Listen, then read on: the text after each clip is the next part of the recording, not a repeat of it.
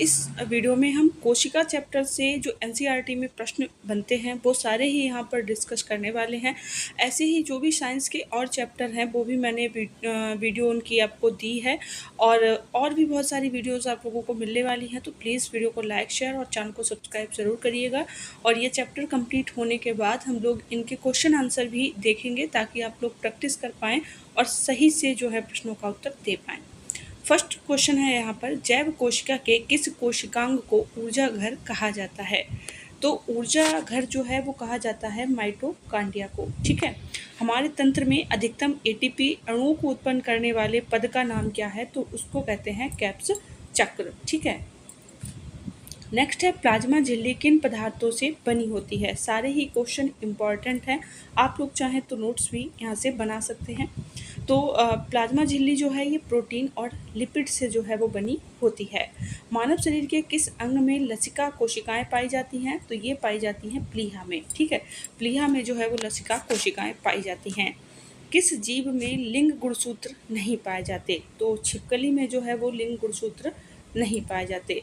जंतु कोशिका में अनुपस्थित होता है, यानी कि जो कोशिका भित्ति है यानी कि जो सेल वॉल है ये जंतु कोशिकाओं में नहीं होती है, बाकी जो पादप होते हैं, पेड़ पौधे होते हैं, उसमें जो है ये पाई जाती है। तो अनुपस्थित किस में होती है? तो जंतु कोशिकाओं में ये अनुपस्थित होती है। नेक्स्ट है, पीट पिंड कहाँ पाई जाती है? तो ये जो है अंडाशय में जो है वो पाया जाते हैं, ओवरी में जो है पीट पिंड पाया जाता है। नेक्स्ट है, प्रक्रमित कोशिका मृत्यु के कोशिकीय और आणविक नियंत्रण को क्या कहते हैं? तो एपोप्टोसिस इसको जो है वो कहते हैं। नेक्स्ट है, केंद्रक के अतिरिक्त कोशिका के किस कोशिकांग में डीएनए उपस्थित होता है? यानी कि केंद्रक के अलावा और कहाँ पर डीएनए मिलता है? तो हरित लवक एवं माइटोकॉन्ड्रिया में जो है वो डीएनए मिलता है। ठीक है, और केंद्रक में मिलता है, इसके अतिरिक्त हरित लवक और माइटोकॉन्ड्रिया में जो है वो डीएनए प्राप्त होता है।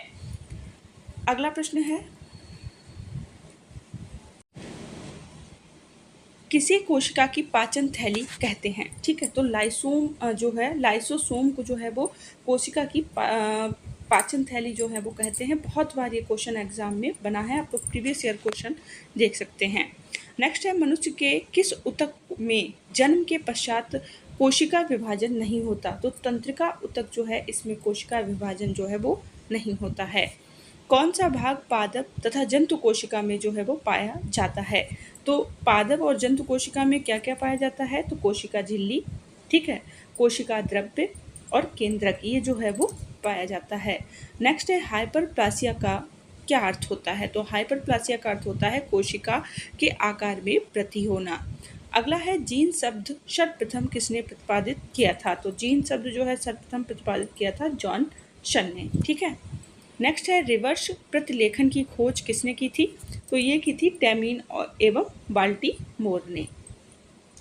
अगला प्रश्न है कि जब एक युग्म जीन दूसरी इकाई के प्रभाव को छुपाता है तो इस प्रक्रिया को क्या कहते हैं? प्रभाविता। यानी कि एक युग्म जीन जो है दूसरे के प्रभाव को छुपा रहा है, यानी कि उसको प्रभावित कर रहा है, तो इस प्रक्रिया को प्रभाविता कहते हैं। नेक्स्ट है, कोशिका का जीवित अंश जीव द्रव्य कहलाता है, यह किससे मिलकर बना होता है? तो ये जो है ये बना किसका होता है? ये कोशिका द्रव्य का और केंद्रक द्रव्य का जो है वो बना होता है। नेक्स्ट है, कौन सा कोशिकांग प्रोटीन संश्लेषण में जो है वो सहायता करता है? तो राइबोसोम जो है ये प्रोटीन संश्लेषण में सहायता करता है। अगला प्रश्न है, मानव शरीर में गुणसूत्रों की संख्या कितनी है? तो गुणसूत्र जो हैं वो यहाँ पर कितने होते हैं मानव शरीर में? तो 46 जो है वो गुणसूत्र होते हैं। अगला है, कौन सा तत्व पौधों की कोशिका भित्ति की संरचना का घटक है? तो सेल वॉल का घटक कौन है? तो कैल्शियम है। सबसे छोटी जीवित कोशिका कौन सी होती है? तो वो होती है माइक्रोप्लाज्मा। ठीक है, ये सबसे छोटी जीवित कोशिका होती है। अगला है, किसी जीवन का भौतिक आधार जो है वो माना जाता है? तो जीव द्रव्य जो है इसको जीवन का भौतिक आधार माना जाता है। अगला प्रश्न है, कौन सा कोशिकांग केवल वनस्पति कोशिका में ही उपस्थित होता है? तो जो हरित लवक है, ठीक है, ये केवल वनस्पति कोशिका में पाया जाता है। नेक्स्ट है, द्विनाम पद्धति के जन्मदाता कौन थे? तो वो थे कैरोलस लीनियस। अगला प्रश्न है, दो कोशिकाओं के मध्य पदार्थों का आवागमन किसके माध्यम से होता है? तो ये जो है जीव द्रव्य तंतु के माध्यम से जो है आवागमन होता है। किस तत्व के कोशिकाओं में एकत्रित होने से रंध्र जो है वो खुल जाते हैं?